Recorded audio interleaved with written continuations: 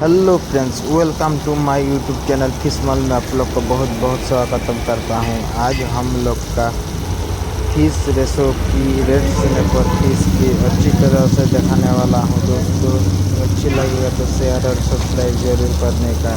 ये है red snapper fish. ये हम लोग का सी फूड रेसिपी में अभी अच्छी तरह से इसके तवा फ्राई कर रहा हूँ।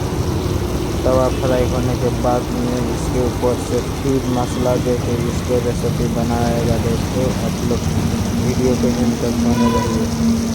वीडियो अच्छी लगी तो ज़रूर शेयर और सब्सक्राइब कर दीजिए दोस्तों।